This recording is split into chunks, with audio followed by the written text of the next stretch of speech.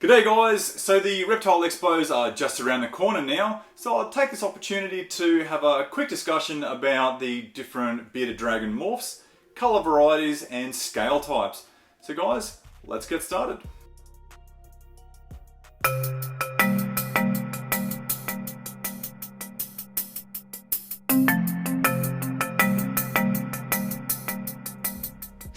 G'day guys, welcome back to Cookies Critters. So today we are discussing bearded dragon morphs, colour varieties and scale types. If you are new to this channel, please do us a favour, hit that like button, subscribe to the channel and turn on those post notifications. So guys, before we kick this off, I do want to put in a very quick note that I will only be discussing the bearded dragon morphs that are readily available here in Australia. Obviously there are other morphs and varieties available overseas in the States and in Europe, but we're not going to be discussing those ones today. And let's find out what they are. Okay guys, so I want to kick this off with the variation in scale types. Now, in particular, there are three main scale types. We have the normal scale, the leatherbacks, and the silkbacks. Now, obviously there are some in-between variations between a normal and a leather. You can have reduced scales, micro scales, all those kind of things. But I'm going to touch on the three main types. For the normal scale, we're going to go with little Fergie here. Okay, so what we're looking for with a normal scale is obviously across the back and across the legs, we are looking for very, very coarse scales. Very spiky and rough. Now, there are a few little variations and exceptions to these, and I'll drop that a little bit later in the video. So Fergie here is a normal scale, and we're going to also touch on her morph, her other genetic variations, just shortly. So moving on, we're going to go on to a leatherback. For the demo on the leatherbacks, we've got my little girl here, Ocho. And so what we're looking for is the reduction in the coarseness of the scales. So as you look across her back and even across her legs, it is a lot smoother and a lot finer than a normal scale like little Fergie. So guys, bear in mind that they are scales, they are still going to be somewhat coarse. I'm going to put a picture up here and I'll leave it up there while we're having this discussion about silkback bearded dragons. Now, essentially what we're looking at here is a complete absence of any scales. What it is, it's the bearded dragon, it's only got exposed skin. Now, this does change the care requirements and the enclosure setup requirements. Their care routine is a little bit more involved, a little bit more hands-on with moisturizing and bathing and all those extra requirements that you wouldn't really need to do for a regular central. So guys, that's the three main scale types all wrapped up, and we're going to now progress on into the colour variations. So we've all been on the reptile classifieds and seen ads with bearded dragons saying something along the lines of a citrus tiger or a blue bar or a high red or a white phase. Now I'm going to throw a picture up here of different variations in colours for bearded dragons. Now essentially the colour variation is just a polygenic trait, so it's just a pigmentation in the skin and in the scales, and it's not exactly a morph, like we're going to discuss a little bit later with hypos and trans and zeros and stuff like that. A breeder has got a high yellow and they've paired it with another yellow just to increase the clarity and improve the colour or the desired trait that they're looking for. But they're not playing with morphs, it's just improving clarity and colour. That's the discussion on colours wrapped up. Let's roll into the different morphs that we have here in Australia. The first morph that we're going to discuss is a hypo bearded dragon. Now, the word hypo is short for hypomelanistic. Hypomelanistic is a low black pigmentation in their skin color, producing animals that are nice and bright and clean colors. So your bright yellows, oranges, and reds. A wild type bearded dragon would be more along the lines of your browns, your greys, your darker, even like into your blacks, right? So Hypo is going to produce bright bearded dragons. So what we're looking for with a Hypo bearded dragon as opposed to a normal bearded dragon, the fingernails are completely clear. There's no black lines, no black pigmentation at all in the fingernails. So that's what we're looking for. Hypomelanistic or hypo, clear nails. So the next one that we're going to go on to is a trans bearded dragon. With a trans bearded dragon or a translucent bearded dragon, there's two giveaway features for it. And so Fergie here is a translucent. She's also hypo, making her hypotrans. But what we're looking for is the in an adult bearded dragon, and even with the young juveniles and the hatchlings, is their eye. Now, what we're looking for is a perfectly jet black eye. Now, with your regular bearded dragons, they will have a brown iris and a black pupil, but the rest of their eye will have a lighter pigmentation. Whereas with the trans, their eye is jet black. Hence the reason why this little girl's called Fergie from the Black Eyed Peas.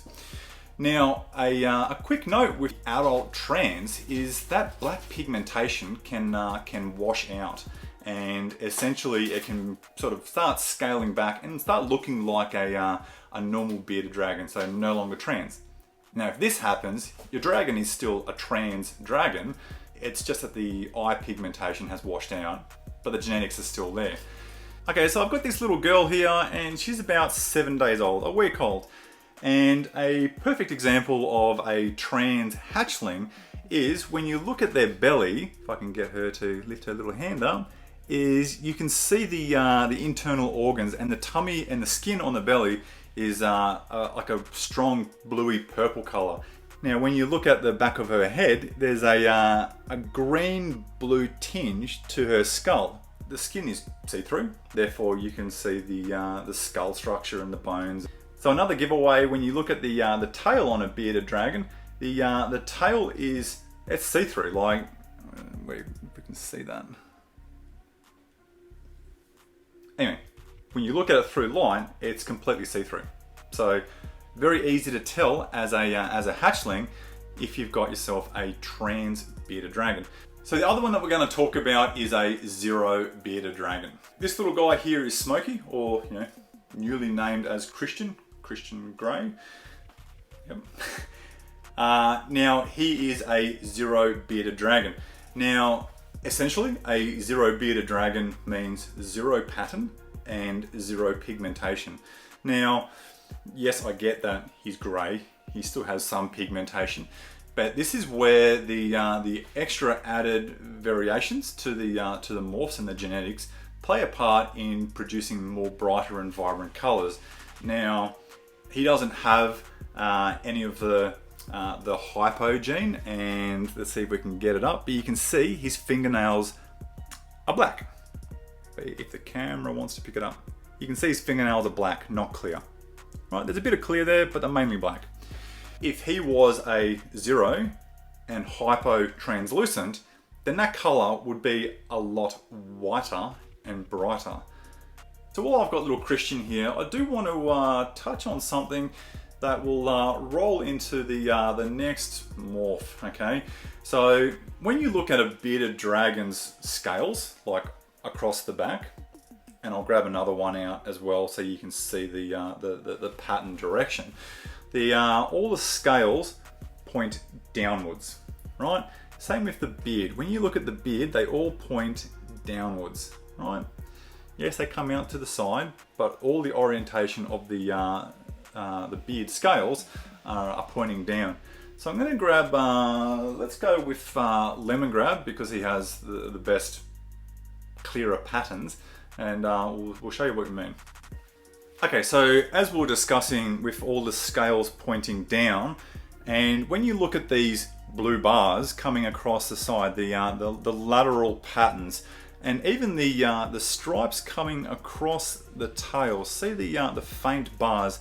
Now obviously if he wasn't coming in to shed, these colors would be more definitive with the pattern, but all the patterns, all the stripes go across the body, right? Now, the next one that we're going to discuss, and I am going to flick a picture up here so we can have this discussion, is the Dunner bearded dragon. Now, a Dunner can come in leatherbacks, normal scales, hypos, hypotrans, trans, all those variations in between. Now, with the Dunner bearded dragon, as you can see on the picture here of its back, is the pattern isn't as linear, so it's not uniform straight lines. You end up with more of a mottling, like a blotchiness. Now, other variation to this is when you look at the tail, unlike with little lemon grabs, bars going across the, neatly across the tail. There you go, look at that, perfect. Nice uniform little bars. On the Dunner, the tail ends up being blotchy, right? So not straight little bars like this.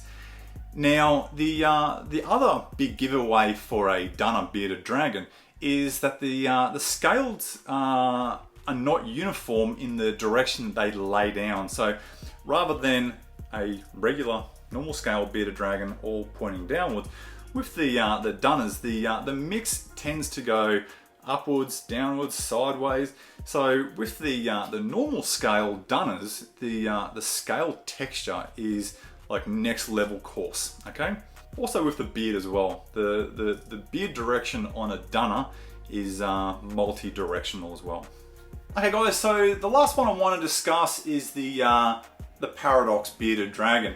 Now, this first little picture here shows that there is a small variation and a small degree of paradox for this bearded dragon. Now, the range and the spectrum to the paradox can also go as far as this side here, where you can see that the